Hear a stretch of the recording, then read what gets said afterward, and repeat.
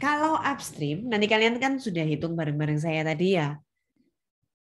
Bagaimana untuk menemukan tadi di soal ini kalian temukan dulu ada loss-nya, ya kan? Jangan lupa dikali persentase kepemilikan ya kalau upstream. Loss dan amortisasi loss-nya dikali di sini persentase kepemilikannya 90%. Nah, ini juga jangan dicampur-campur ya persentase kepemilikannya ya.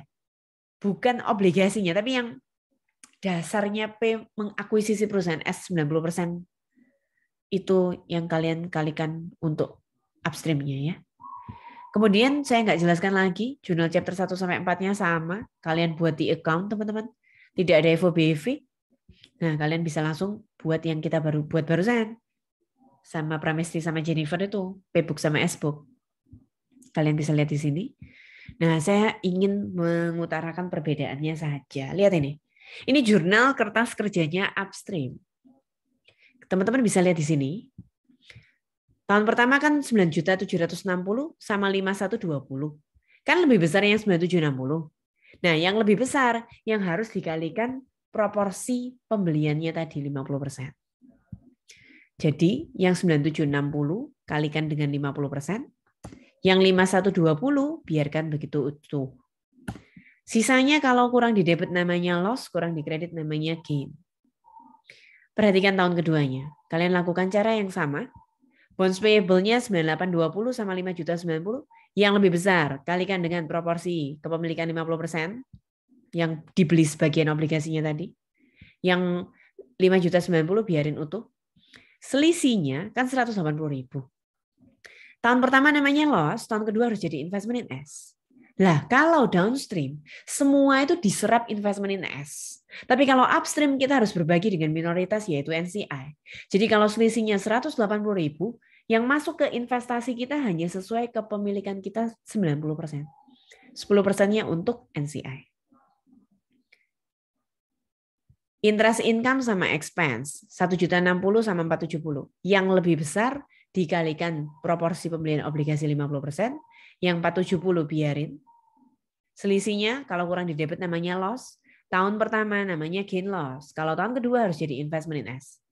Kalau downstream full investment in S, kalau upstream ada sebagian yang diserap NCI.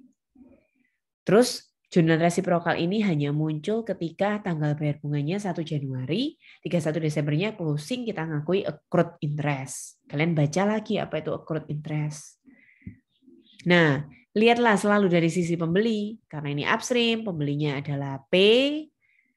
Interest income-nya jangan yang setahun, tapi yang setengah tahunan. 250.000. Makanya di sini 250.000. Setelah kalian membuat jurnal kertas kerja yang chapter 7, buat yang chapter 1 sampai 4, ingat yang saya kasih warna kuning itu berarti bedanya upstream sama downstream. Kalau eliminasi income, dividen, mengembalikan investment itu gampang. Income dari saldo akhir, investment dari selisih. Nah, yang beda itu NCI share. Kalian ingat kan? Kalau upstream, net income-nya dulu ya, waktu inventory sama plan aset, dikurangi unrealized ditambah realized kan gitu. Kalau yang sekarang, dikurang loss ditambah amortisasi loss. Berarti kalau gain ditambah gain dikurangi amortisasi gain. Jangan lupakan itu. Teman-teman ingat, walaupun tadi loss-nya sudah dikali 90%, amortisasinya dikali 90%, utuh. Kalau kita ngomong kertas kerja harus selalu pakai nilai utuh. 300.000 loss utuh, amortisasi 60.000 itu amortisasi utuh. Oke. Loss gain hanya diakui satu kali pada tahun pertama, hanya amortisasinya yang berjalan sampai tahun berikutnya. Return earning pakai rumus yang ditambah net income kurangi dividen tahun lalu. Common stock selalu tetap. Soal ini dibuat gampang, tidak ada FOBV, tidak ada amortisasinya. Investment, jangan lupa dari saldo awal 10.125. Kalau tahun depan, kenapa bukan 10.584? Karena sudah ada jurnal kertas kerja chapter 7 yang kalian kerjakan duluan. Kalau ada pengaruhnya sama investment in S di debit, berarti nambah. Kalau ada pengaruhnya investment in S di kredit, berarti ngurang. Terakhir, kalian harus cocok ya. Persentase minoritas 10% kali impliednya harus ketemu NCI. Karena tidak ada amortisasi excess, tidak ada yang perlu dialokasi, dan tidak ada yang perlu diamortisasi. Jadi perbedaannya, untuk jurnal transaksi dikali persentase kepemilikan. Untuk jurnal kertas kerja, investment dibarengin sama NCI.